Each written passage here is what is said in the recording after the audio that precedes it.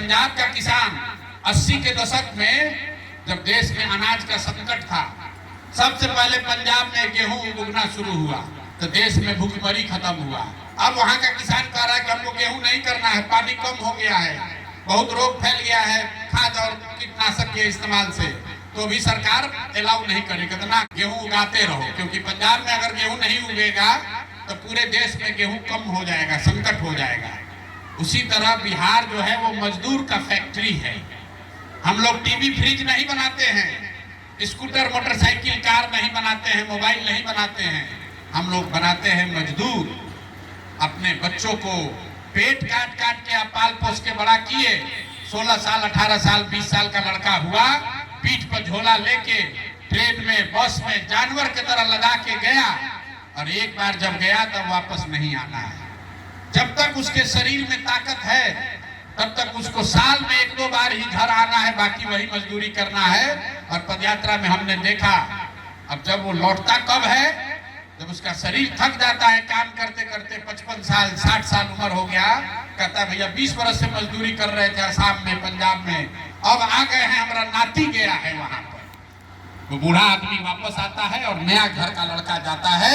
पीढ़ियों से यही बिहार की दुर्दशा है।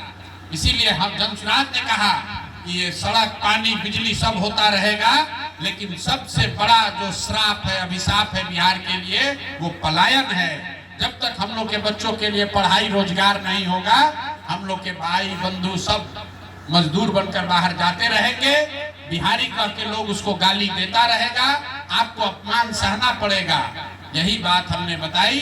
और जो पढ़ा लिखा ईमानदार लोग है, पैसे वाला है, वो सुना, कहने बात तो ठीक है, लेकिन हमारा लड़का तो ठीक है, हमारा लड़का तो बंगलोर में नौकरी कर रहा है। मेरे भाई, अगर आप पैसे वाले हो तो भी जान बचने वाला नहीं है। फर्क बस इतना ही है कि मजदूर का लड़का गया है मजदूरी करने, और किसान और मध्यम वर्गीय परिवार के लड़के जा रहे हैं नौकरी करने, लेकिन जा तो सब रहा, आना किसी को नहीं है, परिवार का सुख किसी को नसीब नहीं है।